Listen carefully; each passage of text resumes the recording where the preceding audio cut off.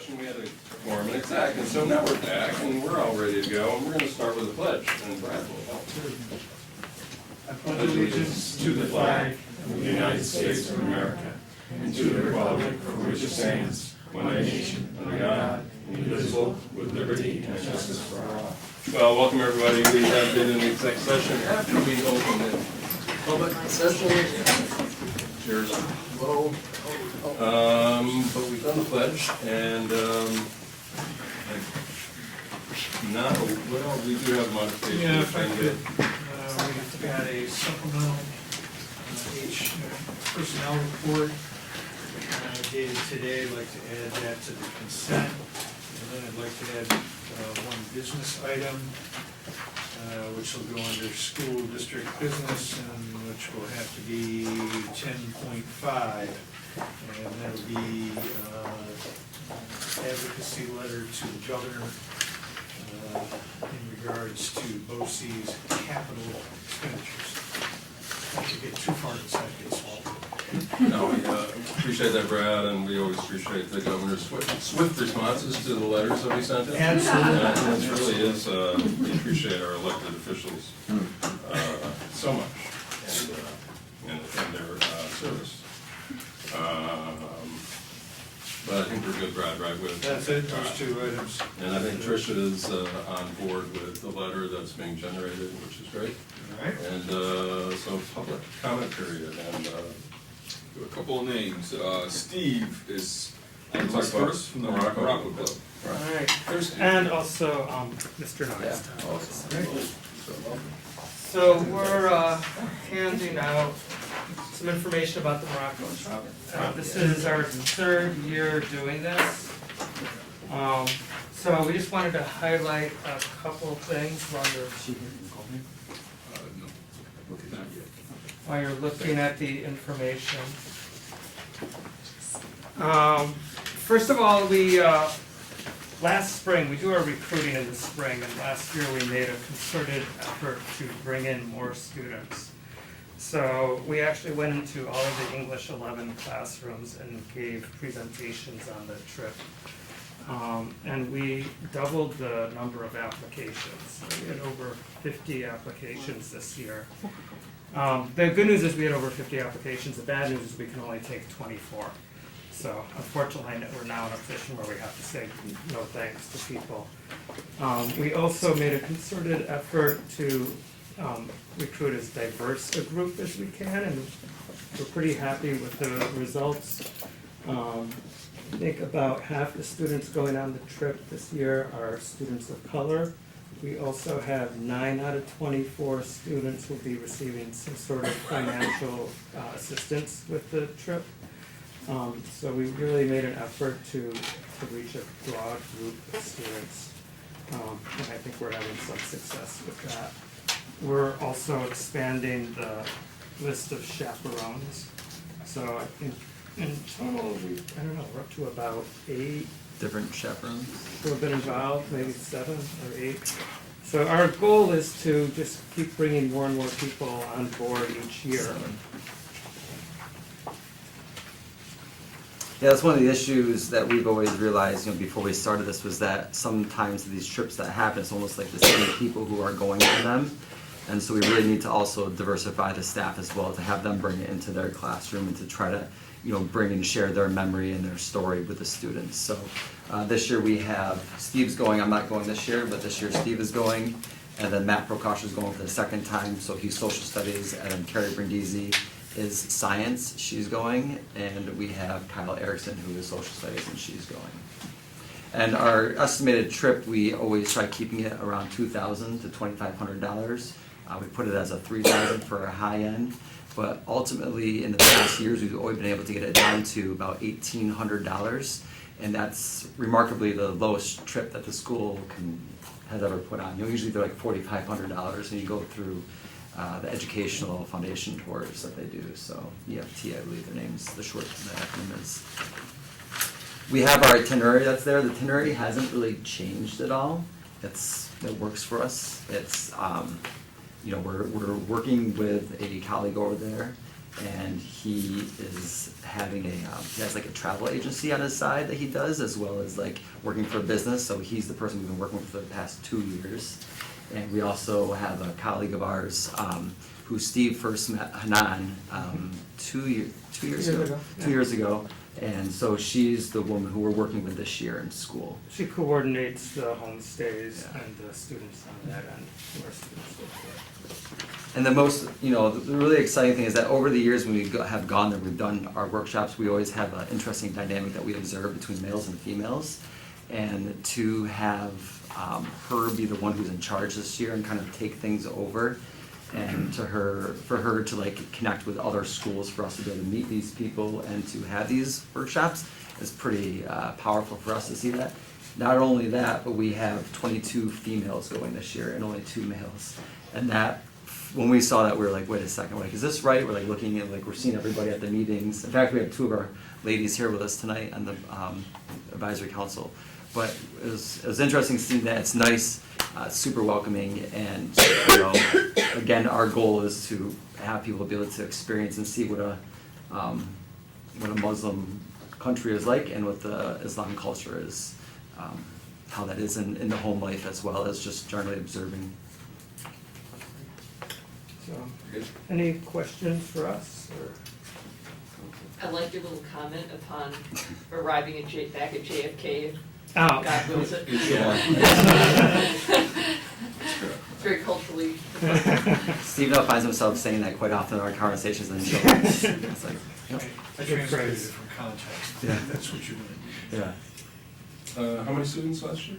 Last year we had 22 students. Okay, up a little bit. Up a little bit. 24 is our max because of transportation over there. We end up with 2 vans, and also more than that is a burden in terms of homestays. Sure, So, oh, absolutely. Yeah. I appreciate that. I was just trying to recall. yeah, yeah. We are not voting on this tonight, right? Or are we? I mean, I thought we approved the trip previously. That is, I that think is, it has to be approved each year. yeah. Oh, But- Yeah. Yeah. But Well, it's not certainly, on it for has tonight, to be approved Yeah. each year. it's not on That's for tonight to be approved, but yes, you approve each year. Right, but it's, no, we always appreciate the trip. We very much appreciate the report out. And I appreciate Once, Yeah. the kids recruitment come back. efforts. That's always, That's great. that's always a great, Yeah. great opportunity for us. Because that's one of the things, when we did this, we're like, we really want to, and I don't know if this happens, but like, we really wanted our students, the first year, we wanted our students to be able to come here and to like just share a story and just to share their little presentation that they had. And so it's nice to hear that you guys do like seeing that, so. Oh, yeah. Oh, no, it's what I look forward to. I honestly think that helping kids experience other cultures and having these wonderful trips, especially broadening their horizons for kids who would never experience something like that, is one of the many, many valuable things that you do. It is, I have traveled with students, I've traveled internationally with students. It is fun, but it's also an enormous responsibility, and I thank every teacher who takes this on, Yeah. because it can change lives. It can Yeah. really change lives. That's And- why we come back on Saturday, so we get a day to recuperate. Exactly. Only one day. Smart move. Yeah, I know. The closest I'm gonna get to Casablanca is the movie, so I appreciate the report out. And I appreciate you, the trips don't happen without you pushing and Yeah. making it happen and going out and recruiting. Glad to hear that there's 50 kids that wanna go. So you have a pipeline for next year, so. We also have, just one quick thing, we also have a student's parent who is like a comedian, and his fiance is like a singer. So he reached out to us to have like an event at a local Moroccan restaurant in the Commons, and he's like, we could have this, it could be like a fundraiser and whatnot, and he made especially noted that he's like, I'd love to have the board there as well, and so when this all comes down, it'll be sometime next year, but we'll make sure to pass the invite out to you guys. I don't know what the event will be like, but It should be memorable. yeah, we'll leave it at that. That's outstanding. Thank you very much. Thank you, appreciate it. Thanks. Thank you. I think that's it, right? Yep, there's another name on the list, and my apologies for the pronunciation. Is it Pesden? Probably. Oh, that was me, that was an accident. Okay, no, they're just signed. Good to go, fantastic. You can speak if you like. Anyone else wish to speak right now? Otherwise, we'll move on to student reps. I'm not seeing anyone that wants to, anyone. But very happy to have LACS here. And so please, you get to go first, and welcome. Well, thank you. I'm Indigo. I'm Sam Kirby, and we're both seniors at ICS, and we're really glad to be here. Would you like to go through our? Absolutely. Okay. Sorry, we both, none of us have done this before, so we're still figuring out what we're going to talk about. But I think we sort of made a list of the upcoming events that are happening at our school. So we have the performance-based assessment tasks. So those are the our sort of exemption from the Regents exam, as you may probably know about. But so those are happening next Wednesday. So many sophomores and juniors and even seniors are going to be giving their oral presentations for English. For the literary presentations, and we're halting our afternoon classes so that students can go attend those, and a lot of students as well are going to be leading other activities for our entire student body to join in on. So some of those, I wrote a couple down, are there's going to be a writing circle, so students are going to share some of their own personal writing. There's a theater workshop led by the Civic Ensemble, which I know that a couple students will be also helping out at. So those are some of the events for that.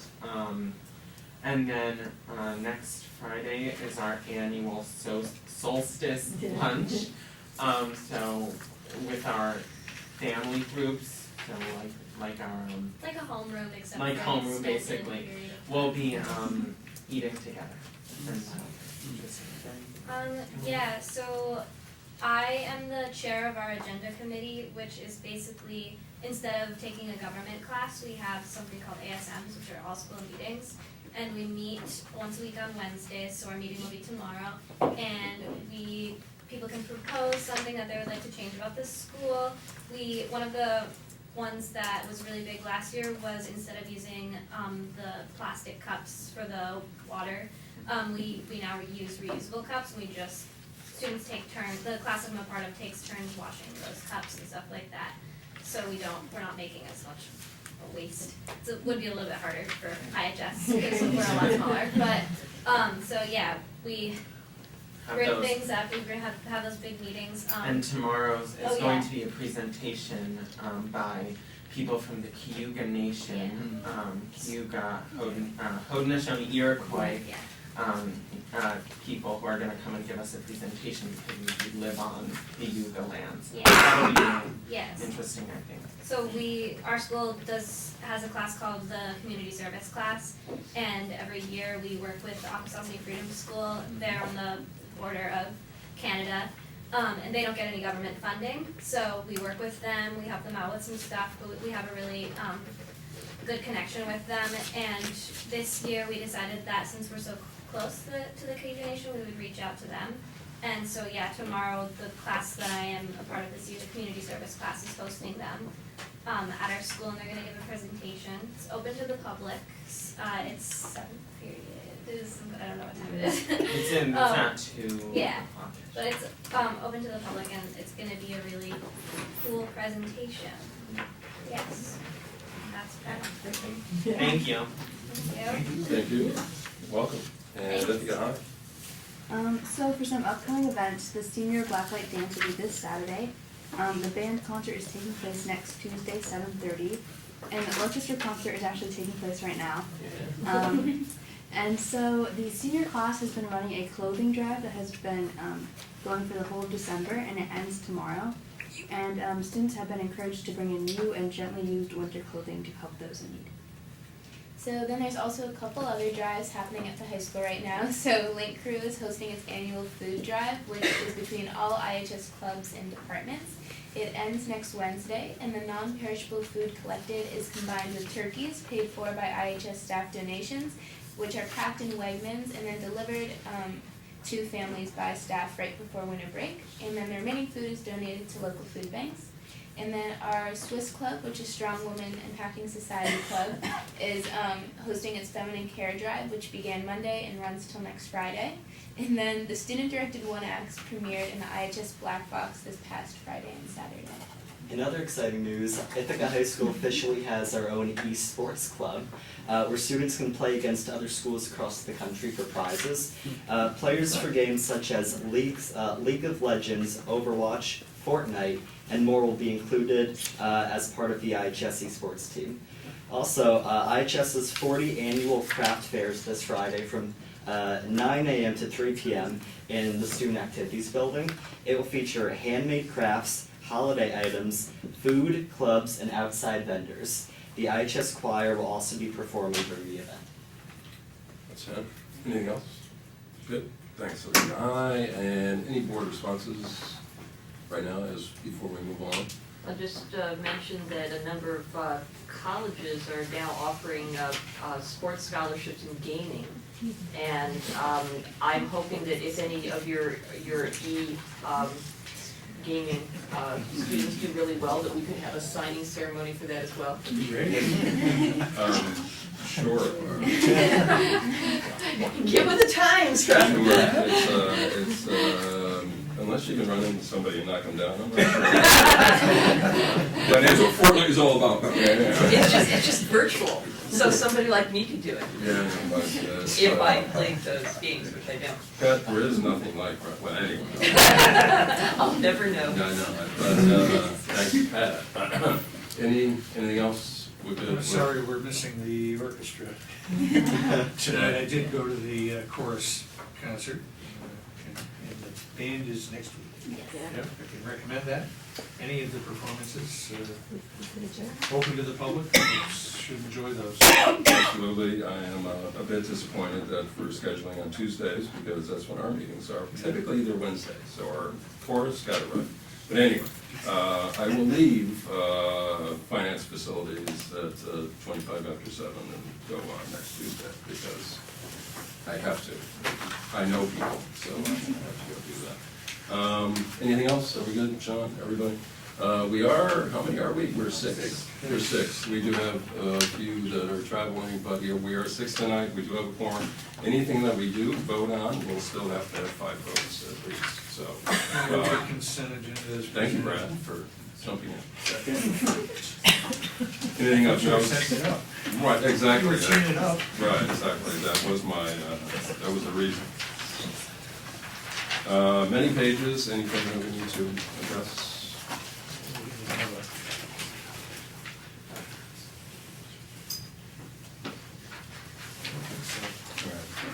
So, just as a point of order, and we'll mention it again later, we typically have 2 voting meetings in December. We have lots of work sessions. There are many evenings that we're out doing other events in the community, the capital project and the equity report card. This is our main voting meeting for December on the 11th. So instead of having another meeting 2 weeks from now, which would be actually Christmas Day, we are not going to meet on Christmas Day, just to make that clear, on the 25th. But, so we're going to vote tonight on whatever items and do our main business for this month. But next Tuesday on the 18th, we will have a short public meeting at 5 o'clock to deal with a few business items, and then we'll roll into our basic work sessions. It'll all be public. Our work sessions are public anyway. We will have 5 or 6 board members at that 5 o'clock meeting. So just get it out there, but Tricia will also put that out to the public that we will have a public voting meeting for take care of a few items, Dr. Brown, and we're not going to surprise you, Dr. Brown, with anything. Okay. All right. So, who seconded, right? Who seconded? Chris. There we go. All in favor for the consent? and that is everyone. And Dr. Brown, we are ready for you. Yeah, thank you, Ms. Gaines, for the opportunity. Two quick items, and the first, to your point, we have been out quite a bit talking about the capital project and the equity report card. We have 2 additional sessions coming up this week. One is tomorrow at LACS, beginning at 6 o'clock, and that's to talk about the equity report card and work through the learning questions around that. And then on Thursday at 5:30 at Southside Community Center, we're going to be talking about the capital project, which we're going to be talking about a little later as well. So a similar presentation and conversation on Thursday as we're going to have tonight. So thank you to all the folks who've been coming out to those. We've appreciated the And we're conversation. also meeting at the same time tomorrow night, there's a meeting with Bill Sherman. For capital For project. capital And projects. capital project, Just- capital We're project. divide and conquer tomorrow. Oh, wow. We Yeah. got it, yeah. You Yeah. can't be at both. Yeah, it can't be a both. And third grade girls basketball practice at the same time. Much time to coach it. So, yeah, we're gonna have to get Bob to help me. All right, so that is happening. And in a continuation from this past summer's NISCUS Diversity and Inclusivity Conference, where we had 500 folks come to Ithaca to talk about issues around equity, inclusion, and cultural responsiveness. We had the first of what are going to be several regional workshops. The first one was held this morning in New York City at the Microsoft building, and it was sold out. We had about 100 folks in the room from the North Country to New York City. We have folks from all over the state, Long Island. We have folks from all over the state there today to continue the work that we started this past summer. Oliver Robinson and I started today, and it ended with the Chancellor of New York City Public Schools, Richard Carranza, speaking to the group as well. So it was a great day of learning and conversation around the work that we here in our community started this past summer. So thank you for your support, and look, we'll be sharing more about the upcoming regional sessions and hope to bring the annual event back to Ithaca again this summer. We're working on finalizing the dates, and we anticipate this summer's being twice as big as last summer. So a lot happening. Wow, Dr. Brown. Yeah, we're busy. So you were in New York City earlier today. Most of the day, and that Cornell bus was fast today to get me back on time for the meeting. Yeah. Very good, Dr. Brown. Thank you. All set? Yeah. Good. And we'll move right into school district business, and that is Bill Sherman update, and Okay. Principal Brian. Yeah, thanks, guys. Are you a doctor yet? Defense date, scheduled for the first week of February. So, yeah. Great. He's a Yeah. tough committee, though. I don't know if he's gonna get past that. He's on my end. That's it. And we already know that answer. Yeah, it's gonna be tough, it's gonna be tough. A lot of work over the years. Yeah, So we yeah. appreciate that. So, Yeah, So welcome. and some of that work is incorporated into this, actually, too.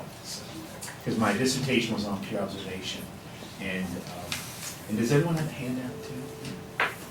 No, just the. Okay, great, okay, We did see it earlier. okay, good. We have an important one. Okay.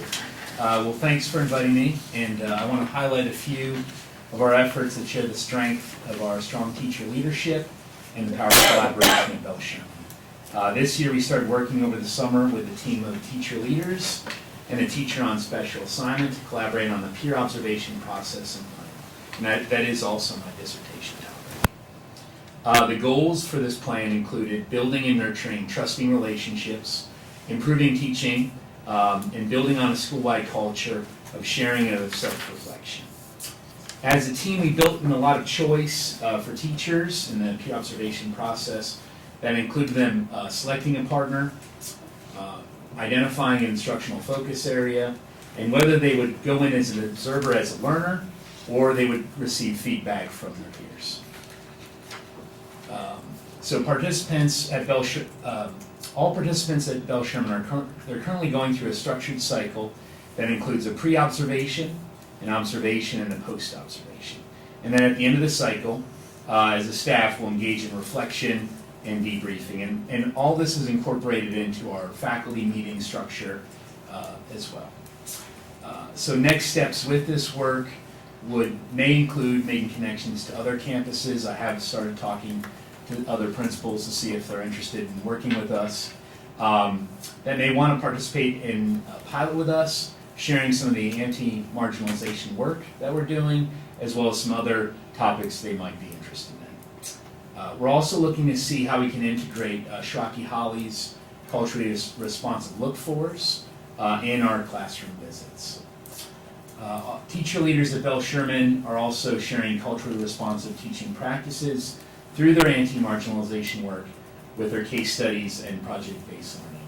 Randy Beckman, some of the board members have visited Randy's classroom. Her case study had first graders look at who's in the story about Christopher Columbus. Students discovered when they critically analyzed sources of information that not everyone was included in the story. They discovered that the story of indigenous people's experience was missing. And they recognized that one of the websites that they were looking at didn't have both sides of the story. So as a class, they wrote a letter to the website where they gathered information and let the company know that they didn't share all sides of the story. And then it was great that the president of the company wrote back to the class and said that they would do a better job as a company to make sure that all sides of the story would be represented in the future. Austin Fay is also working on the case study, What is Culture?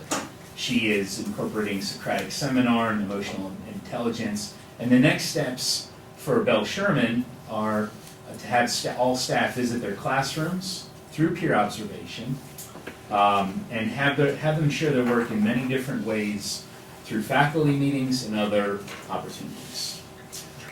And teacher leadership has also helped to lead other inclusive efforts at Bell Sherman for our linguistically diverse students. In the past 2 years, we've had teacher leaders create a team that has worked to develop an inclusive and collaborative process for supporting second language students that need additional support. This team has developed protocols, a campus process system that makes sure that we look into account many diverse factors such as language distance, and so we can look at the whole child. All this work, I know I went through it kind of fast, but all this work is successful through the power of the teacher leadership that I have at Bell Sherman, the collaboration, and of course the shared leadership. And it continues to be an honor and privilege to be principal at Bell Sherman. So, any questions? Yeah, I was actually really interested to hear more about the peer leadership, kind of what made you decide to do that, and are all the teachers participating in it, how you decide to pair it up and things like that? All the teachers are participating in it. It was about 5 years ago, 5 or 6 years ago, a small team and I, working with Lee Genenthal, piloted some peer observation work. And that helped me come up with a topic for my dissertation. I was very excited to jump in and do that work. But most recently, teachers had asked if we could revisit some of that work. And over the summer, to get buy-in with teachers and staff, I pulled in a group of teachers to help allow it so they could pick who they wanted. That's some of the choice. They could there was a lot of choice so they wouldn't feel like it was top down and it felt like it was what they wanted to see in classrooms. So some teachers want to see math rotations, or some teachers want to see writing instruction, or some teachers want to see teacher talk versus student talk. It's driven through their interest. Yeah. So did you do it the grade level, like across grade levels, or like if you were a kindergarten teacher, you wanted to do kindergartens, or? I didn't. No, if you were a kindergarten teacher and you wanted to buddy up with a kindergarten teacher, you could. But if you were a kindergarten teacher and you wanted to buddy with a 5th grade teacher, you could do that also. It wasn't that you had to stay with your grade level. I wanted to make it, loose so teachers could go across grades.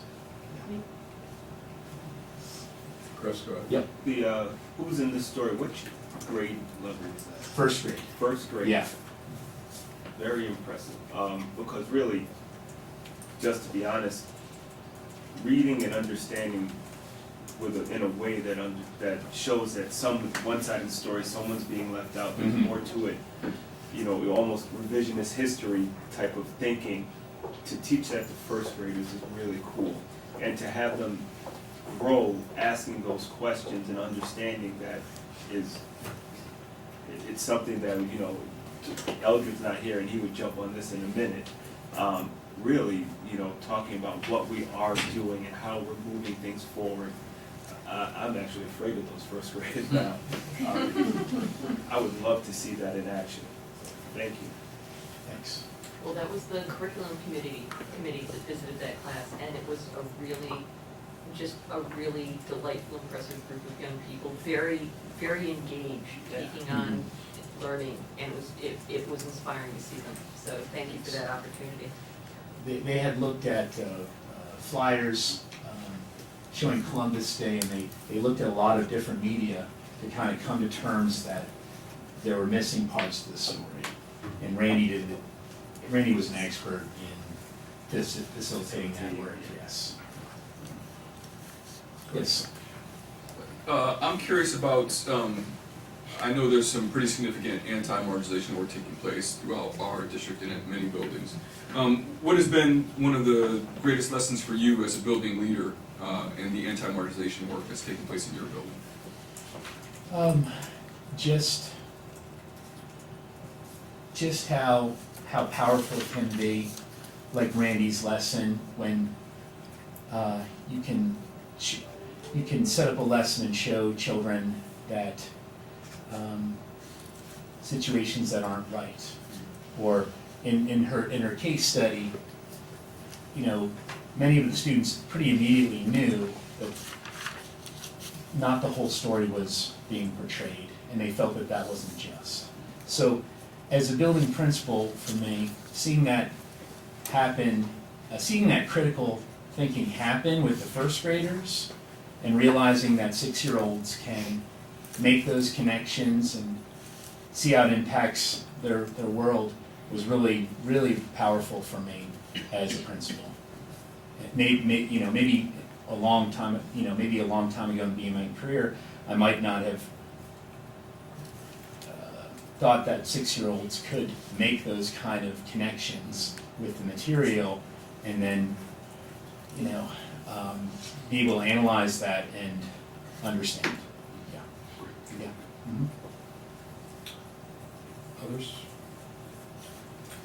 Dave, you've been experimenting with a few different initiatives over the years. I mean, it was the after-school coding, some comp sci, computer science. Yeah. That was a bit, I'm not going to say limited, but it was targeted a bit perhaps. This seems to be obviously much more old school. I mean, it's affecting really every teacher apparently and every student. So this is much more. You're continuing, I guess, right? I mean, this is much more impactful, I would say. I think the peer observation is a vehicle for showing different things in the context of the classroom, and I think you can use that to show anti-marginalization curriculum, but you can also use it to show other things as well, and it's really powerful when teachers can visit each other's classrooms, and I know that's not always a common experience, so I'm proud of the observation. And certainly very much appreciate the staff buying in. I mean, you said all staff is? Every teacher and specialist, everyone who attends our faculty meeting is involved in this. Yeah. We made it also, I did a survey before to try to get some feedback about concerns before we launched this, and then we put it in a Google Doc and we shared it with the staff in the faculty meeting. And we were able to kind of talk through a lot of those concerns and work through it as a staff. For example, one concern was, I'm not going to be able to, it's hard for me to write a lesson plan for a sub, but then we talked about using maybe a STEM challenge or something that was a high level of instruction and that was easy for that teacher to use, so that it was easier for them to get out of the room, and so we worked through a lot of issues like that. So is it something that you would want to do again? I hope we continue it. I mean, they wanted to know if we were gonna do it all year. And, you know, I kind of tested it a little bit. And, I mean, I'm not gonna, yeah, I was saying if it was, you know, well, maybe, but then so what I think I kind of tested the waters, and I'm not sure we're gonna do it, you know, every faculty meeting all year. We'll just do it the first semester. But you know, listening to some of the feedback, I'm actually interested in taking a team to another school and, you know, leaving Bell Sherman and taking teachers who, you know, people are interested, small pilot group to partner with another campus. That's right. Second semester. No, appreciate that. Anything else? I think, thank you, Dan. All right, thanks, guys. Good luck on Thank you. everything, and enjoy the holiday. Okay, thanks. And we'll see somebody at Bell Sherman tomorrow night. Yeah, I'll be there. And Dr. Brown, I think we're into the capital planning and facilities updates after that. I'm gonna invite some folks to the table to get us started. Come on up, Mr. Verbal. Welcome.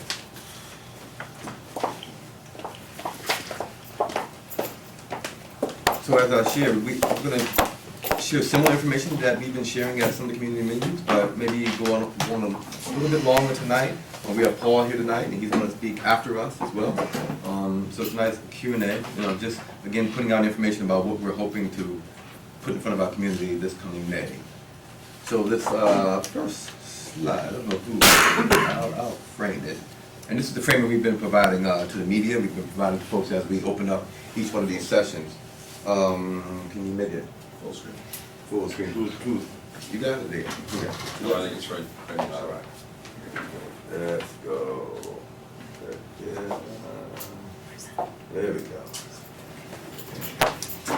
That technology superintendent thing comes in handy. Yeah, I just have a lot, there were too many some clothes and stuff. There's a lot going on in here right now. So yeah, we sort of framing it around three broad categories that we're going after. First is teaching and learning innovations.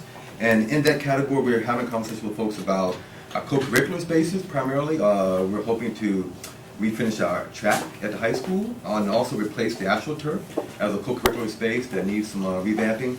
We're also looking at some things in the Fine and Performing Arts Center as well. Some multi-purpose spaces for classes, larger class size or larger gatherings. Right now we have York Lecture Hall, and we see that space is becoming obsolete, or maybe it became obsolete maybe 40 years ago. So we're looking to revamp that space too. And looking at some pretty cool options around professional development, what that would look like to be a professional development center, in addition to being a multi-purpose space for young people during the school day as well. So teaching and learning innovations is one area that this bond project is going to focus on over the 10 to 12 year lifespan, and around $120 million or so. Next slide. This other area that we're looking to focus on is around safety and security. And simply for our community, we've been saying the front entrances. We've heard loud and clear from our community that they want us to look at the entrances to our buildings and provide a safer space there. So we're looking to revamp, change, restructure the entrances to our buildings. And that is going to be in addition to some things that are already in the works associated with the other contracts and the Smart Bond project with keyless entries and so forth. But we are looking to enhance the security in our front entrances. And there's some other things, playground upgrades, we're going to be looking at that, bus loops and some other things that are going to enhance the safety and security of our spaces. And then finally, you can't have a capital project without having some infrastructure upgrades and enhancements. Everything from HVAC systems to roofing. I think we went out in the 2007 bond, we replaced how many roofs, Brad?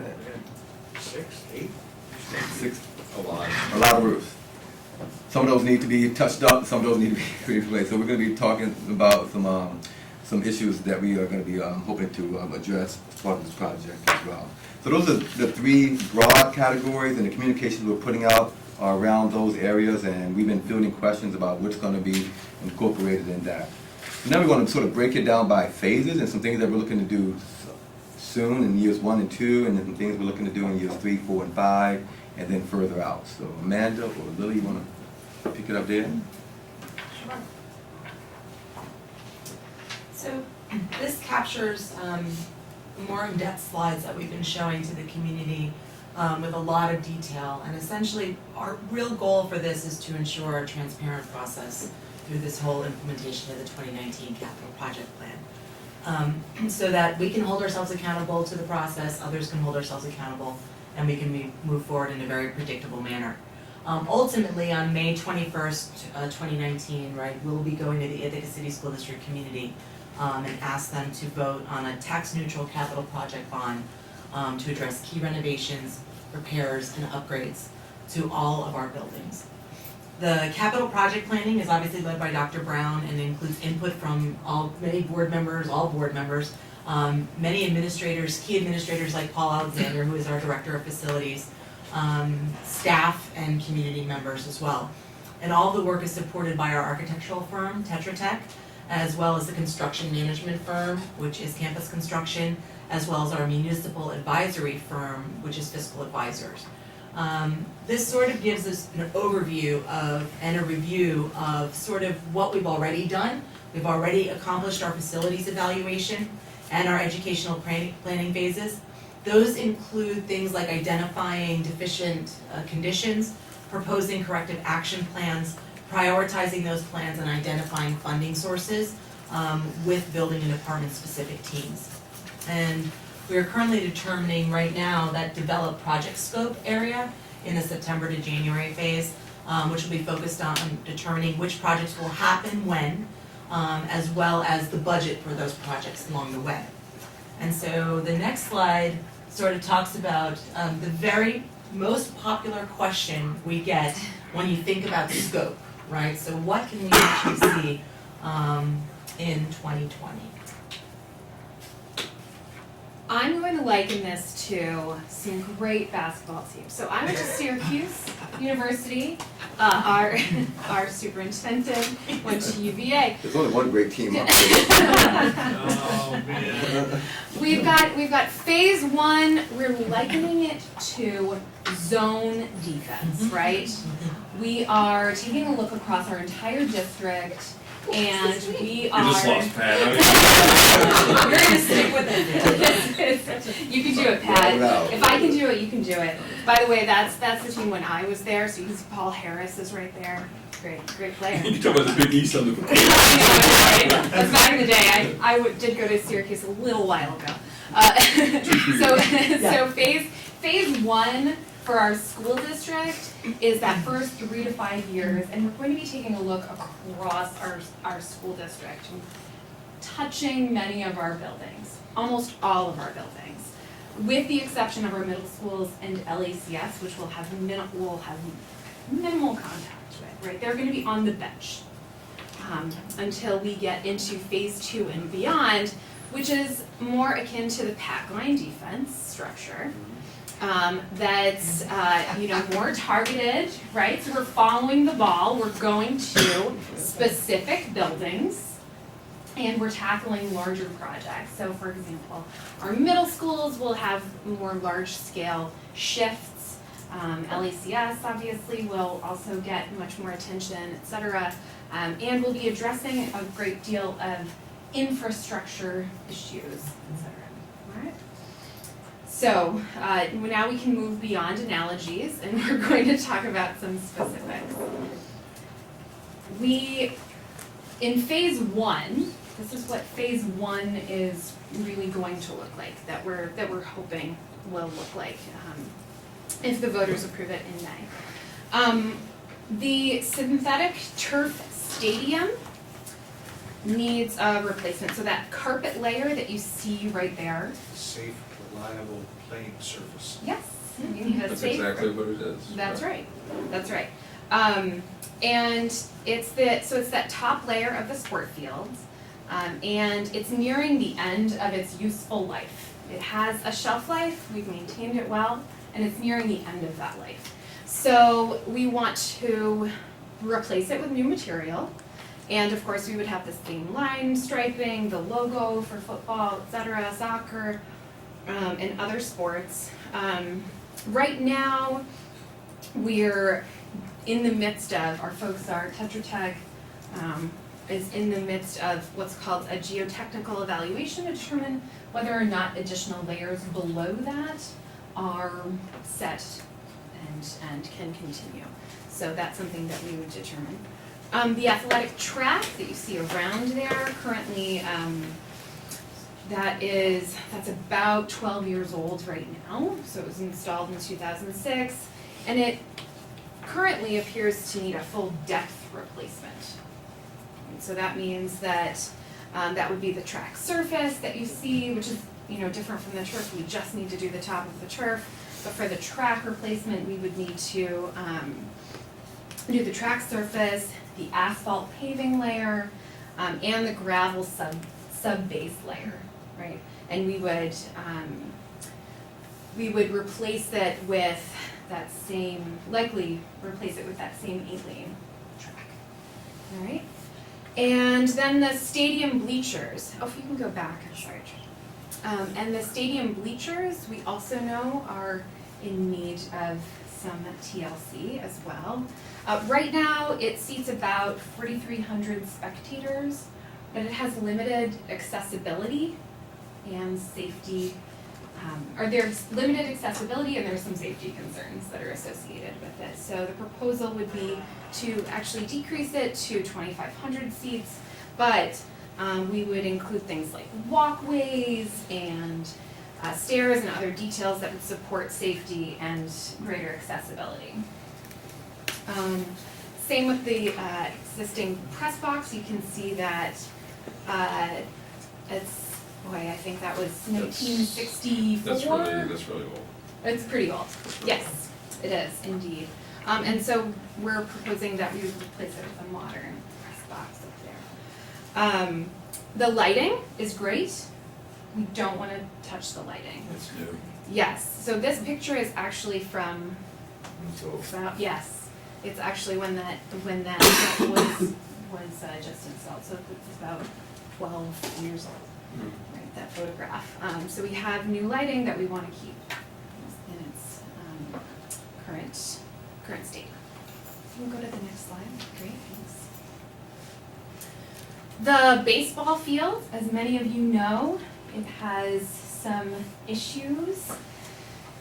There's a very high water table that the baseball field was built on.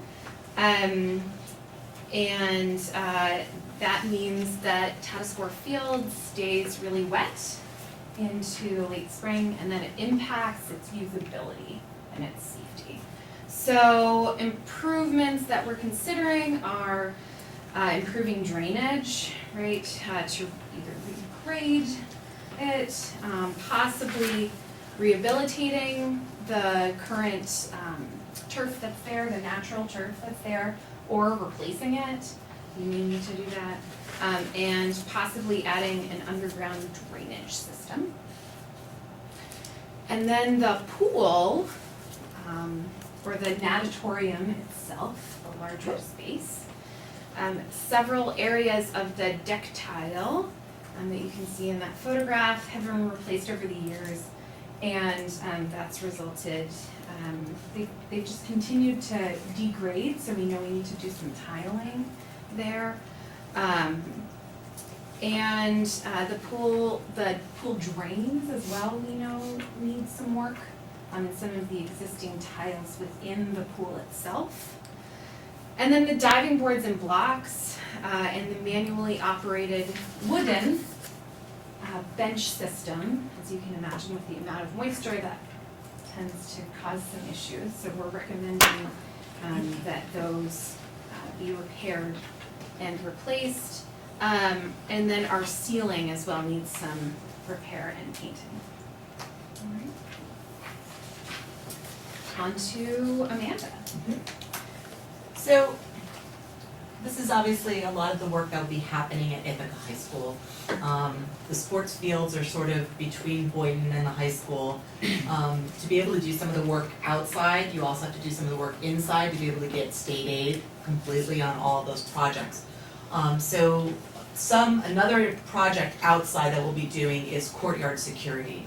As you all know, at Ithaca High School, the courtyard is accessible between the gymnasium building C and then the main office building J. The plan is to enclose that with a set of additional doors so that you have to actually check in to the office, the main office, before having just access into that courtyard, and that'll enhance safety and prohibit some passage that we would want to not have there. The main office, as you all know, is currently embedded sort of in the building itself, and you have to actually go into the instructional space to get into the main office in building J. What the plan is to pull that main office out of J and put it into B, which is currently known as activities. And so that would create a welcome center, relocating that main office to a welcome center there. And it makes a lot of sense because the traffic flow coming off of the parking lot, as well as sort of where that archway is that says Ithaca High School, welcome to Ithaca High School, that would direct that traffic flow then into activities.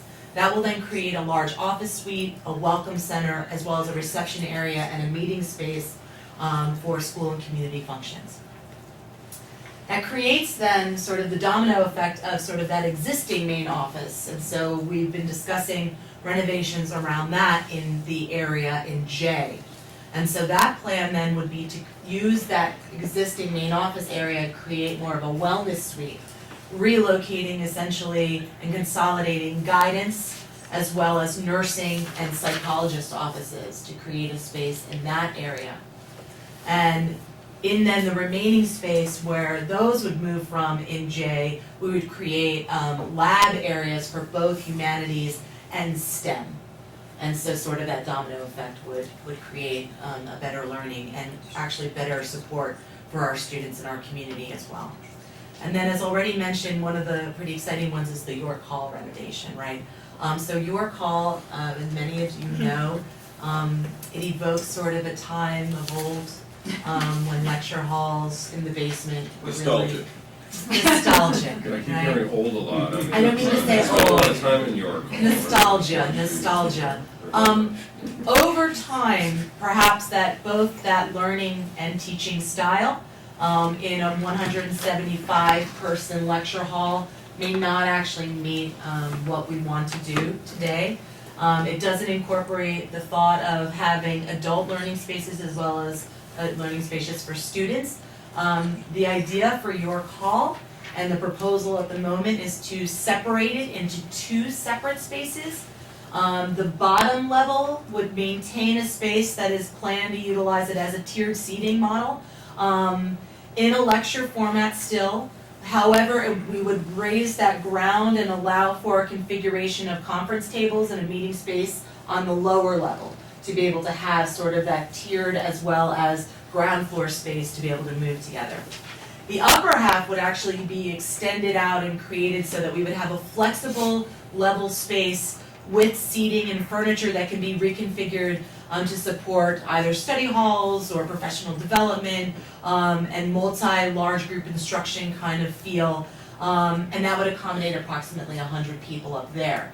Then those spaces could also be utilized in a large group being combined and having a speaker system that would allow for whatever is being sort of taught at the bottom level to also be distributed up to the top level. So then you could also continue to have it as a large space. So that's sort of the plans for the high school. The next one is the entryways, and they say elementary. We're also LACS, we're also going to be looking at your entryway. Right now you don't have a sight line, so I apologize, this just says elementary, but where your front office is, it's really, you can have access to the entire building. And so we're going to be working with the team at LACS to sort of reconfigure how we can traffic flow into the office so that you just don't have free access into the building. In more of the short term, not part of the capital project, we're also going to be working on some of the sound systems in the black box and some better work. I know, some better work, but that we're gonna probably do with more of our capital reserve funds. But I just want you to know that you're not gonna be left out, so there's gonna be some exciting stuff happening. And lots of stuff to come in phase 2 and 3, so, but don't worry. You'll be graduated by then. I know you'll be graduated, but come on back and visit, okay? So, I know, I wish these things could happen faster, but we have this thing called State Education Department, you know, they sort of hold us up in queues. So we get really good at waiting, not being patient, but waiting. So with LACS sort of mentioned, I'll talk about the elementary spaces. And again, Lily's gonna talk about Caroline and South Hill. They're not gonna be included in this entryway redesign. Caroline already got an entryway, and South Hill is looking at actually being very creative and potentially looking at the entryway happening on the other side of their building. And so that's gonna take a longer planning process than a stage 1 can accommodate. A lot of the entryway redesign is gonna be piggybacking on the Smart Schools allocation work that we're already doing. And we're gonna be sort of adding on to the keyless entry as well as sort of the intercom and camera systems that have been already placed in the schools. They haven't gone live yet, but that's sort of the phase 1A, right, with Smart Schools allocation.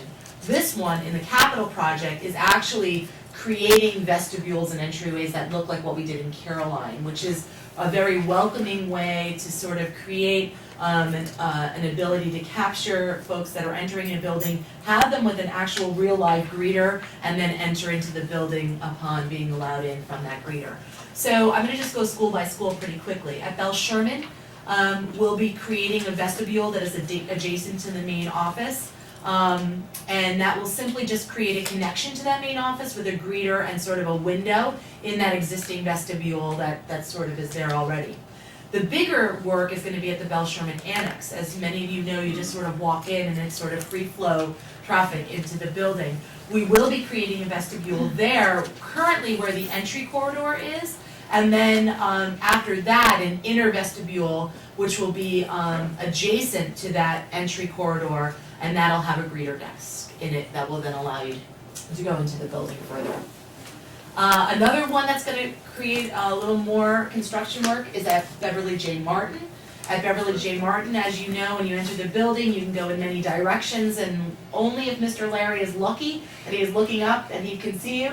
And so at Beverly J. Martin, we actually are going to be creating sort of a secure vestibule where the main entrance is right now, with an open greeter desk to have sort of a very welcoming waiting space that then you can enter into the building. And that main entrance will also include an exterior handicapped accessible ramp. So then that way all traffic flow can go into that space and then on into the building. In the future, there is also some discussion about potentially creating a main office space that would be adjacent to that greeter desk, and then moving the family center more to the center of the building where the main office currently is, so flip-flopping those spaces, and that'll happen eventually. At Cuba Heights, right, so if you picture Cuba Heights, you walk in and there's quite a large entry area there. That will create a vestibule area, and where that window is, where their bulldog is right now, we'll actually have a greeter window. Then that way you'll go into the building in through that new vestibule in their entryway right now.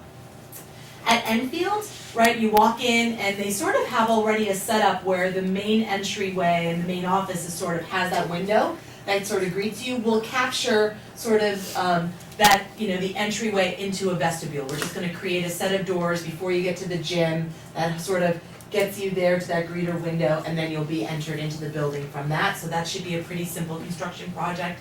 And then finally at Northeast, again, it's sort of that same idea.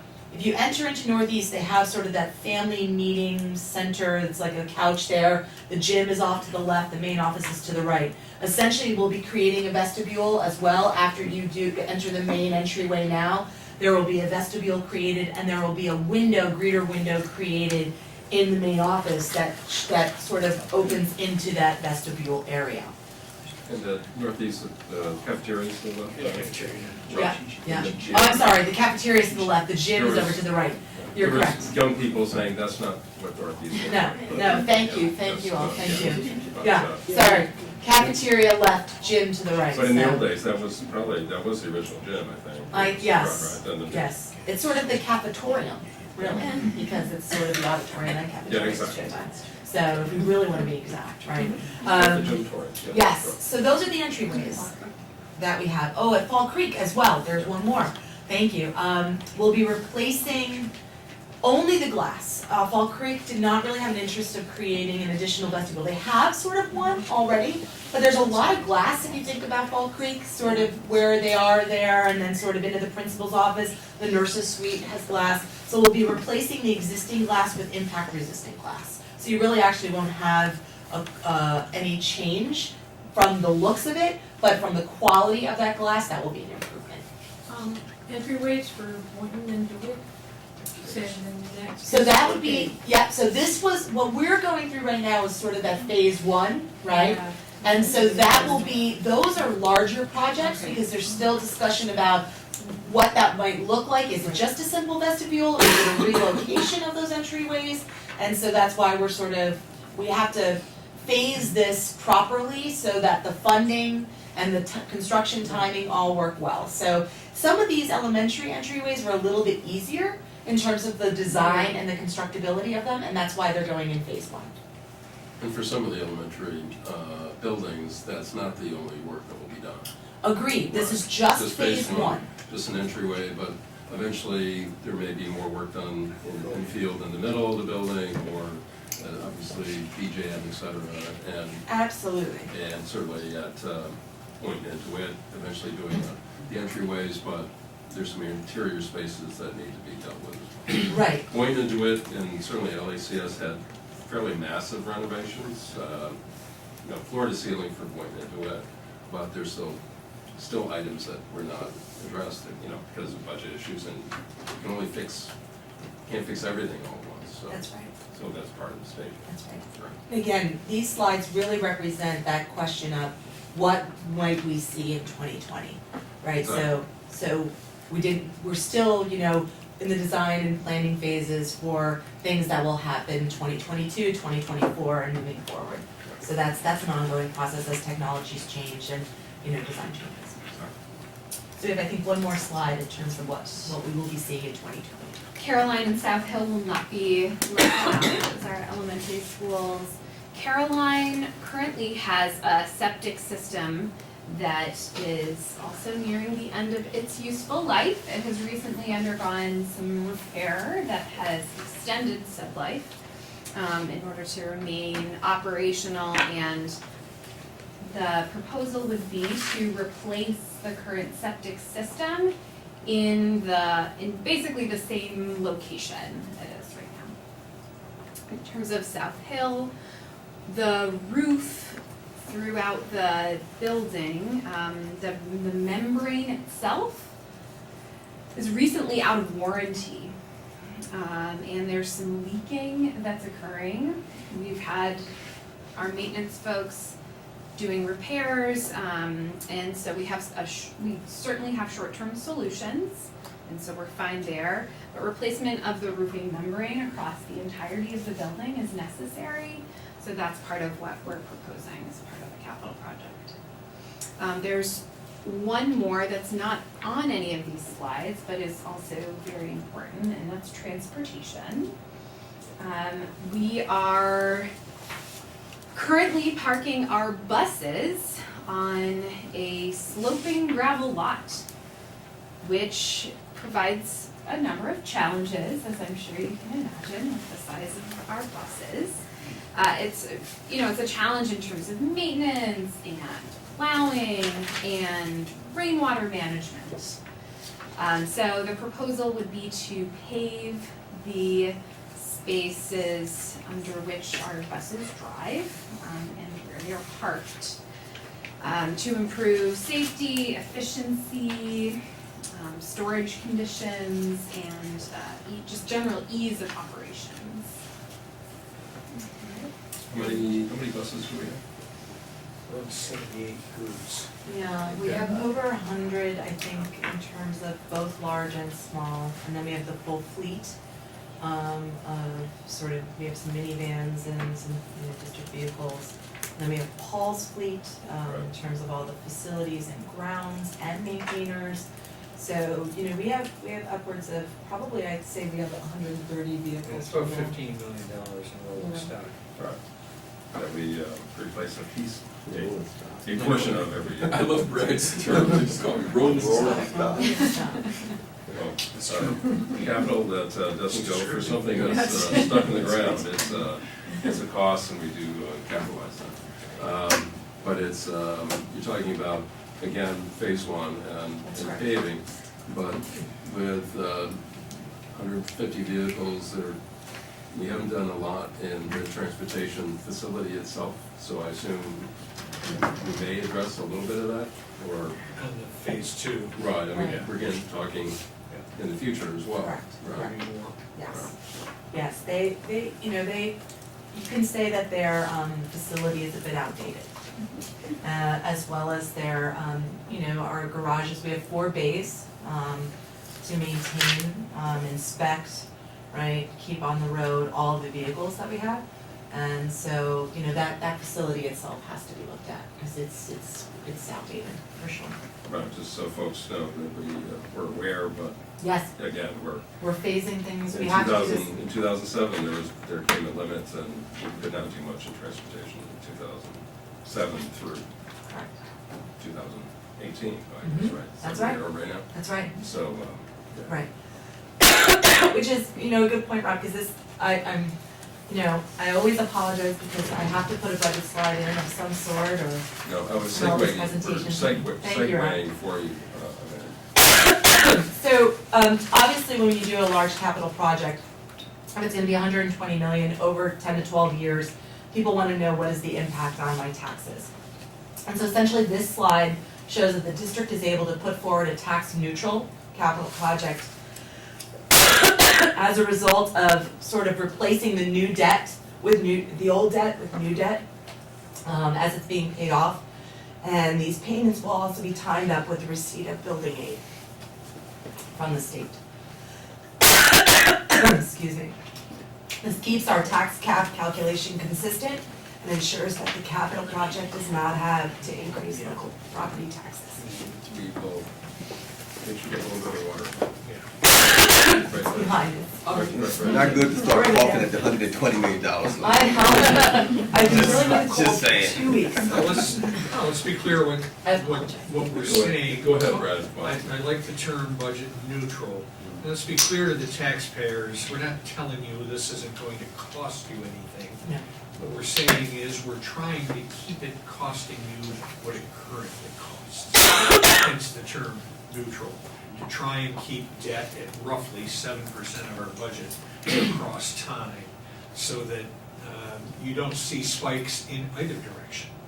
You don't see a sudden drop off, which we then get to surprise you with 2 years later with a 10% tax increase, because now we've put new debt on. The objective is to try and keep debt relatively level as a percent of the budget, so that you don't see an impact either way. So I want to be clear, we're not trying to tell anybody we're not spending their money. We're clearly spending their money. We want, between the state aid and the local tax effort, to stay roughly the same over time. And the tax levy limit, Yes. Sean. So I think it'd be important for folks to understand this as well. So the idea of sort of maintaining a 7% of the debt for our budget is important for a number of reasons. One, if we had to calculate, I know the last facilities audit did this, but roughly what is the amount of money in deferred maintenance? If we did everything? If we were to do everything that we, in deferred maintenance, what would the cost be to the district? The deferred maintenance alone, from their calculations, over 100 million. So I'm just trying to get it out there, right? So we're talking about $100 million alone in deferred maintenance costs. If you were to do everything that they recommend. At once, right. You know, I'm sure they'd replace the flooring in here and things like that, but yes, it's gone past its useful life, but it's also still serviceable. Right. So So we're trying to balance those things in terms of some things being a little proactive to make sure that we're out ahead of it. Some things we know that are past its lived expectancy in terms of what the slides are. Roofs, things like that, we're trying to to keep up on, so that we don't end up with damage from leakage and such, trying to stay ahead. So it's a combination, and that's why Dr. Brown has it divided into the 3 categories. I mean, the infrastructure piece does include some things that need to get done, maintenance-wise. Sorry, I didn't mean to steal your thunder. I apologize, No, I've no. been dealing with a No, no. cold, Yeah, and I almost got through it all, so thank you for jumping in, actually. Yes. Well, is that the last slide? Is that? That is. Oh, you And I- ended with the money. Oh, Well, I'm gonna assume you put a line. Lily let me do that. The line you put up there is our rough debt limit, right? Or not? What were you trying to say? 250 million? I think that was just Yeah, a, just to give you some sense. Oh, you're trying to put some scale? Yeah, yeah. Okay. What our But budget since you would have- look like in 12 Okay, years. all right. And just also so that it happens to be at roughly our debt limit would be 250 million, but we're never gonna be, we're never, what are we now, 60 million outstanding, 62 million outstanding, I mean, we're never gonna be close to it.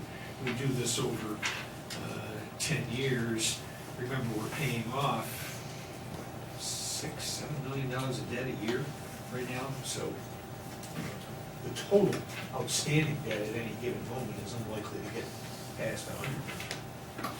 And that's also presuming, right, that our tax cap keeps us at roughly a 2%.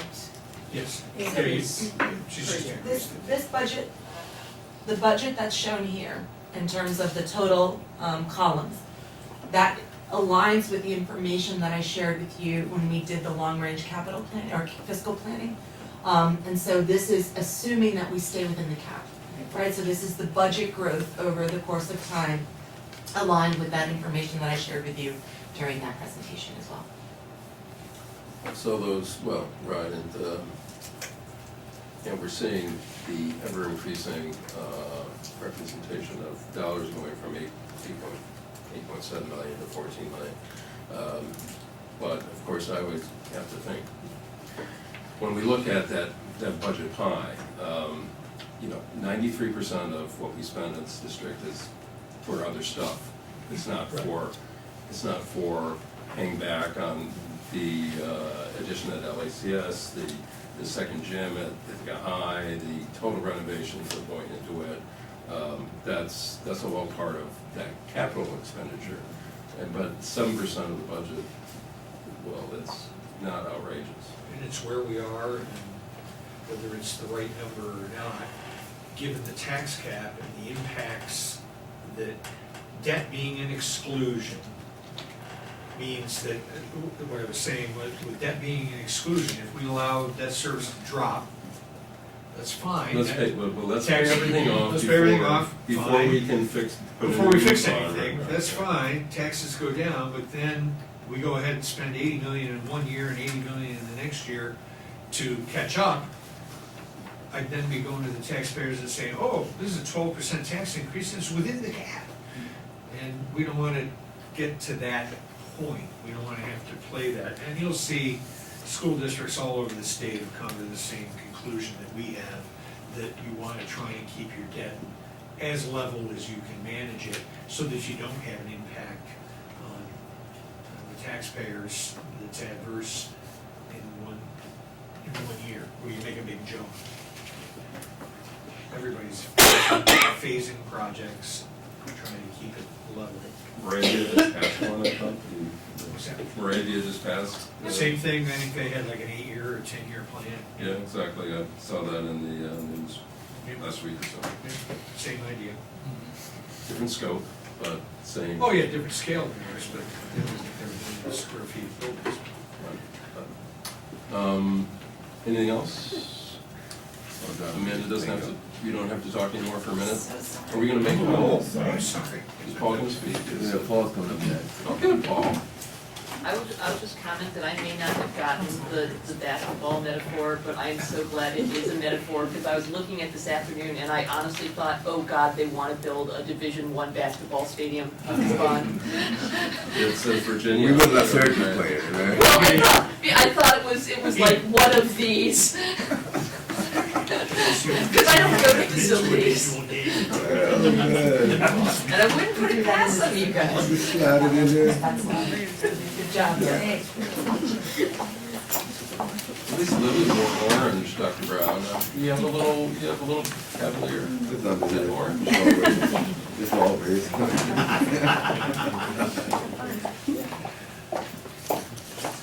Oh, Paul. How are you? I will say, and I feel your pain, I too used that old York lecture hall as a student, and of course, some of my staff, when they knew I was gonna do a presentation, wanted to know if I still had the carousel film strip projector that I could use.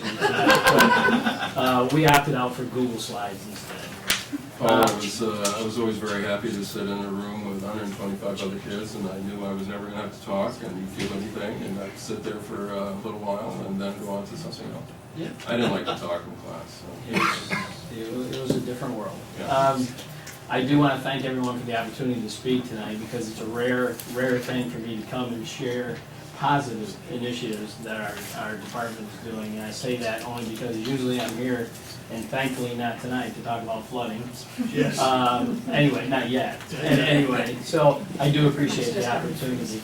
I just have 3 quick areas I just wanted to cover tonight, some projects that have been successful. First of all, I want to talk about our efforts regarding our water remediation issues with our drinking water. We went through several rounds of testing with Labella, our own testing, our own staff, our testing by our health department. We realized it was not a source issue. In other words, it wasn't a contaminated well or contaminated water source, but it was actually at the fixtures themselves. So in collaboration with the board's facilities committee, the district and our facility staff started changing out faucets, fixtures, feed lines, as well as shutoffs to each of our sinks, bathrooms, or classroom sinks, and replaced all the drinking fountains in all our elementary schools. And those drinking fountains have been replaced with non-refrigerated bottle filler / drinking fountain combo. In other words, it's a normal drinking fountain, but you have the ability to utilize the bottle filler as well. We began that about a year ago, and we finished that just recently, within the last month or so. Testing has been done and will soon be on our district website to show that it's been very successful. And we still have some conversations to be had, because throughout this process, it's been a collaborative effort with the health department. We've shared all testing results immediately. As a matter of fact, we have the lab send them the results simultaneously with sending them to us. So we still have a conversation or two to have, but we'll be turning those back on soon. And I will say, though, that and another exciting piece of that work that we did was, and those of you who have heard me speak before and referred to our frustration of doing nothing but reactive maintenance. In other words, there's a problem exists, we have to go fix it. That's always a fact of life in the facilities department. We understand that, but it'd be nice to do some preventative work.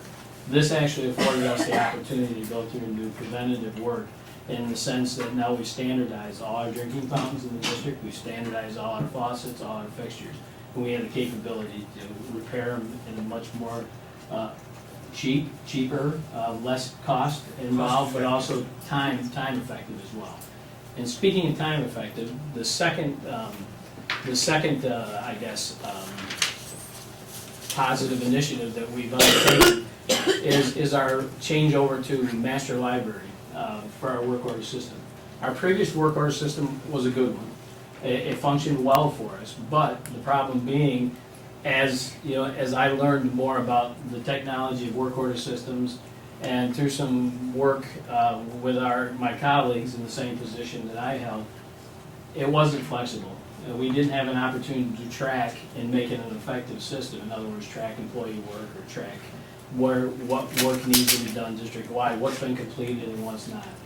And through a collaboration, and I thank Mike Simons for connecting us with the folks from Master Library, we were already utilizing in the district, through the athletic department, their building scheduling.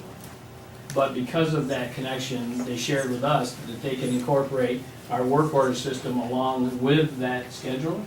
So in other words, if you were to contact and say you wanted to use York Lecture Hall, our custodian, and this is right here, is just our typical, I just put that up there to show too that this is our typical work order. that we see, that the custodian sees. You know, there's a place for comment, a place for labor cost, a place for their cost and for each one. But the next slide is the one that really has helped us immensely. This is released when you do a building use. This is released automatically to the custodian in the building where the facility is, where the activity is being held. They get information for the event, the additional information such as do they need special chairs, do they have any kind of special accommodations, whatever equipment they may need, and a number of personnel. And it also shares an approval history. So we have the opportunity now, so as these events occur, no custodian is left out of the communication loop. And it really has mattered a lot to our custodial staff, but it also matters to us in the sense that we can then go ahead and make sure we plan properly for these functions. But from a maintainer standpoint, all of our maintainers now carry a laptop or a Chromebook. They all have the ability to access the system. They have the ability to go in and complete work orders now. They have the ability to go in and close out work orders. They also, our custodians, all access the system. We're completely digital. There is no paper. We're done with the 3M paper, you know, you do your work order on that. So we've gone completely digital with our work order system. And it's really been cost effective, but it also is effective in another way. And then in the next slide, this is my dashboard, which was exciting for me because I never had a dashboard before. And remember, I used to use Dork Lecture Hall, you know, and we had film strips. So I had the opportunity here to go ahead and put, so I can, at a glance, you can see, I've got 3 of them. I can do a specialized report on any of the above.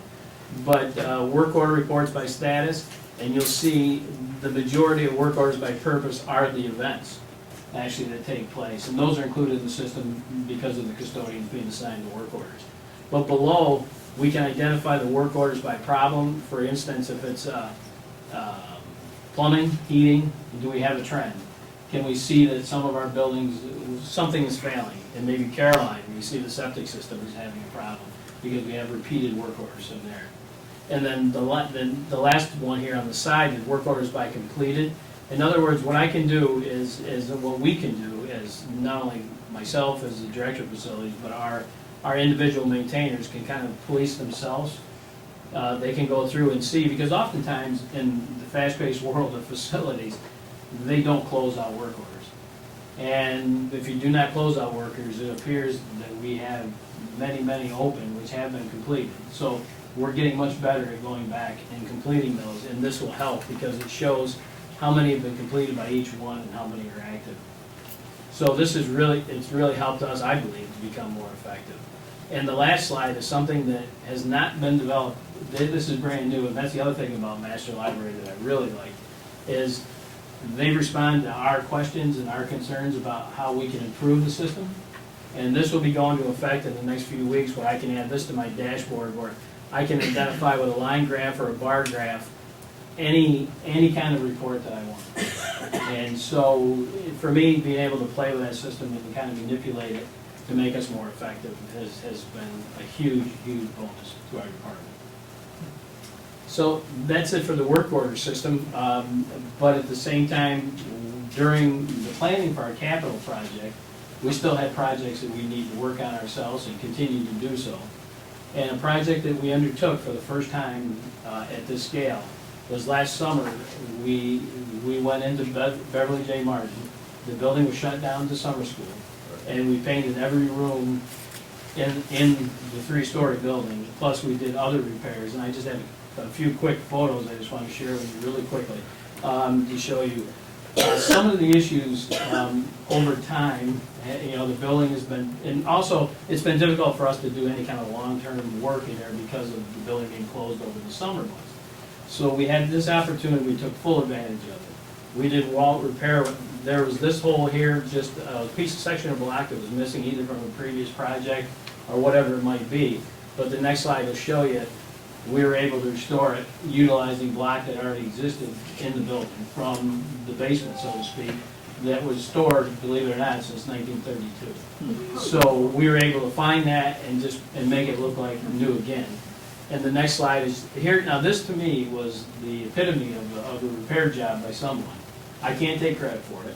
They took cardboard, even though the cardboard matched that, you know, the same color, it just wasn't what we expected to be as right. And here's our maintenance staff, and that's the front of that. There, they shaped the block themselves. They found a section of block and shaped it and repaired it. And then the next slide here is another block that was missing, and I'll have you flip, Tricia, if you would, right to the next one. Around that, it's all part of the mural, and you can see where the crack in the mural was here, and then the block was actually, could be moved out. So what we did was, in the last slide, we again found more block, we repaired it, and then repaired around the thing so we could keep the mural intact. And the next slide will show you another, that's a section of flooring. Above the flooring is where those lockers used to be in the building. They use it for just storage for backpacks and the like. There's the new block. We also found that on site too. So we were able to restore that. And the next slide, this is a section in the kitchen area that had a hole in the wall. And we found another block, we repaired the wall, and then the next one will show that's another section of the floor in front of it. We were able to repair it, not with matching tiles. We didn't get that lucky, but we have it repaired, so it's better than it was. Eventually, during a bond or some other future project, we can take it all one piece, so it's made the same matching tile. The next one is just a simple, and then you flip to the next one, Tricia, that just to show you another section of flooring that was replaced to bring back to somewhat, aesthetically pleasing situation. This is a relic of the old days of the building. The plan was then to have drainage go into the boiler room. There's a gap right at the bottom of this that goes into the boiler room, and the problem is odors and the rest, because it's not utilized anymore, it would float up through.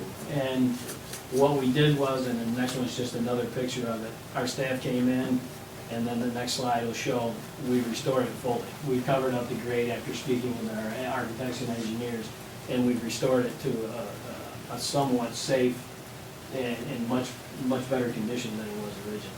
We also did some outside work. There's a step that was just deteriorating. We'll flip right through though, and there's another view of it. The next one, this is a section that was where we had, there was a leak from an upstairs custodial closet. And there's the restored piece that we did. And the next slide is, again, a section of that hallway that was repainted. Here's another section that had a leak at one point in time, and here's another view of it from the other side, and here's the finished result. Then the next, here's this is some of our baseboard in the same hallway. The baseboard was repaired as well, and then we have a full shot of that hallway. Quite a restoration from what it was originally. Then the next couple shots are just views of the we painted every hallway and top to bottom all the way through. And this is another view of downstairs in the building. Oh, we also replaced, these are the original, this is the original maple floor from 1932. We had some carpet that was in disrepair, carpet that needed to be replaced, so what we did was we had some research done by one of our vendors, and they found that the floor was in excellent shape underneath. A couple rooms weren't, and that's where we were able to put in brand new tile floors in the building. But the majority of those rooms where the wood was in excellent, still in good shape, and we had area carpets instead of full carpeting. And then there is a bathroom that was located, some of you may be familiar with the bathroom located across from the cafeteria. These are pictures of that bathroom before, and this is something definitely that we've never done on our own. We began a full restoration of that bathroom, just our staff, no outside contractors. Took everything off the walls, including the power panels. We stripped the walls down, and here's some of the finished product, and then we'll have there's the bottom line afterwards. So we replaced the flooring, the walls, the fixtures, everything in there, including the air handling system as well, the fan. And lastly, the gym.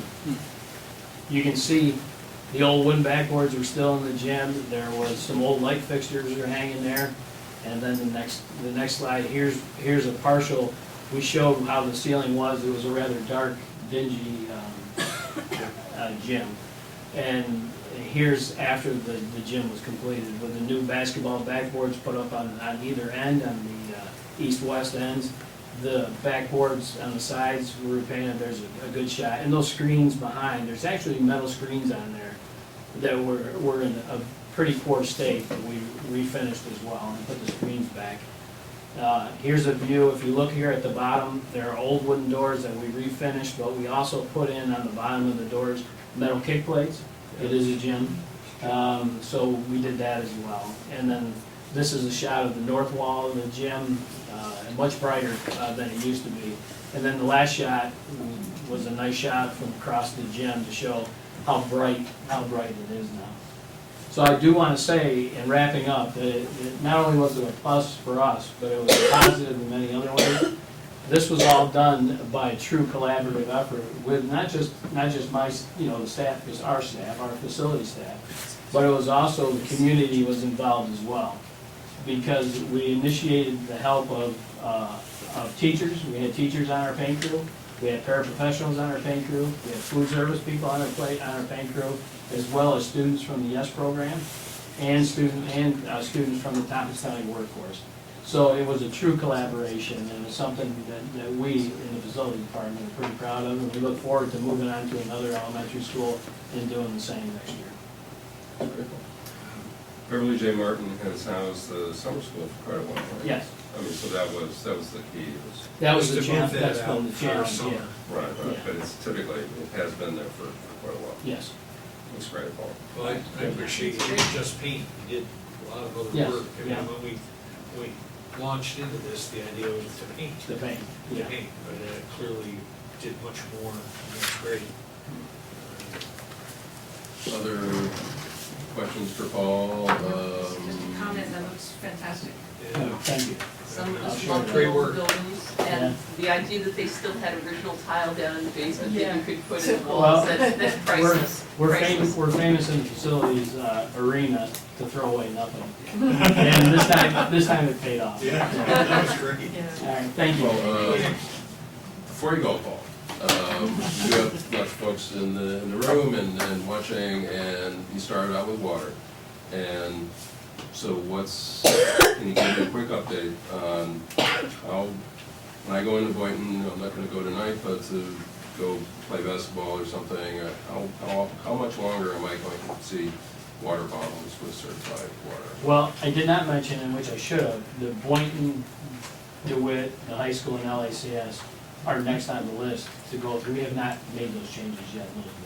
Right, So, just want to be clear. yeah, I You just talked apologize about for that. elementary schools. Yep, I apologize. We've completed elementary schools, but we still need to go into, our crew's doing that. We've already begun that process. Right.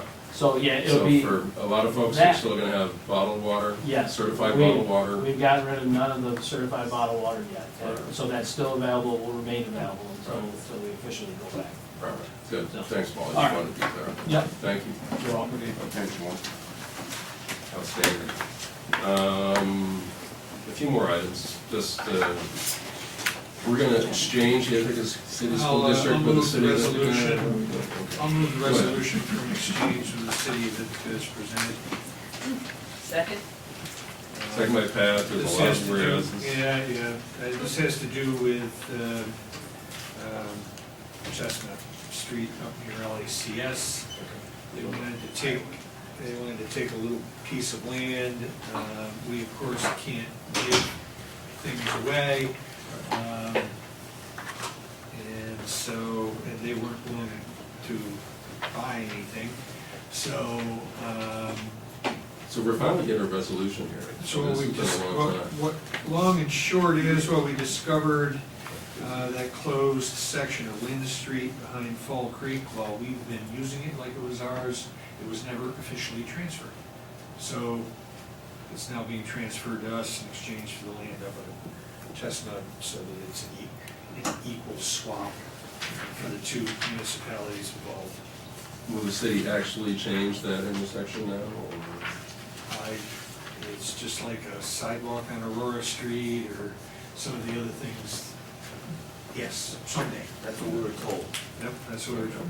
So we're not taking over the city, but we're just doing a little swap. We're just doing a little swap. That's it, yep. All right.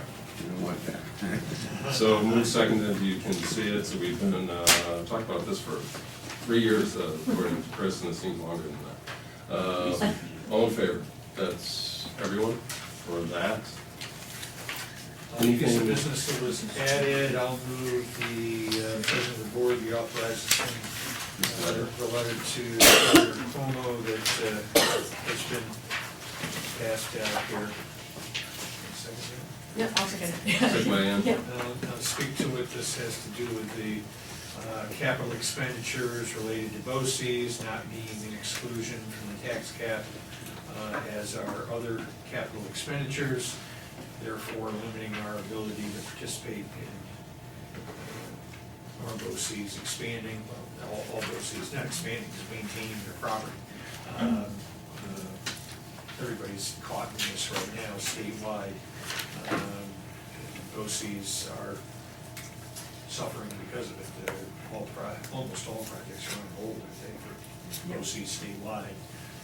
As they wait on this, as you'll recall, it passed both houses of the legislature last year and was vetoed by the governor. The law that passed this year in both houses of the legislature answered all of the questions the governor had in his veto message. So in theory, he's happy to sign it, but we'll see. And just to add to that a little bit, is that this is an issue that the Legislative Advocacy Committee has been working on actually for the last few years. And we did do a resolution last year when it was a different version of this. So there's still a possibility that it could get signed, so that's the hope. And New York State School Board Association had put this request out to school districts to help them with their effort to get this over the finish line. So that is in response to that. And so this letter that you see is a template letter that was written by the New York State School Boards to be used by school districts. They wrote a separate one for BOCES boards to use. So what we've just filled in is on behalf of the Ithaca City School District Board of Education, we're change that language over there. So There will be a final edited version. yes, and now my suggestion is that we do this in two forms because the time frame, there's a very narrow window between now and the end of the year when maybe he's going to pass it on December 31st. I don't know, or veto it, sign it, whatever. But I think I would like to do it in two forms. One is a written one that can get signed, and then if we could do a copy, an electronic copy that would go directly, and then it would get a little bit faster, and so I don't know what we don't have that much of a window of time, so. I'm not sure the governor reads email. He doesn't use email because he doesn't write anything down. So somebody in the office will. They count them. Yeah, exactly. So we can make that happen once we vote on it. We all good? All right, all in favor? That's everyone on that letter to the governor. Anything else? Anything else, background? We're going to hand out the latest edition of the Insider to the board members. You have hard copies. Very good. Old fashioned. Old school, all right, we're going old school. No nostalgia tonight. Yeah. So, upcoming dates of importance, we talked about that a little bit. Several meetings. Yeah, this week. This week and next Tuesday, as I stated, we will have a short voting meeting on the 18th at 5 o'clock, and then we'll roll into facilities and finance to figure out how to keep this capital project moving along with everything else as well. And then after that, it's holiday season, so we will not see everyone in this room in a public setting until after the new year, I think, Dr. Bratt.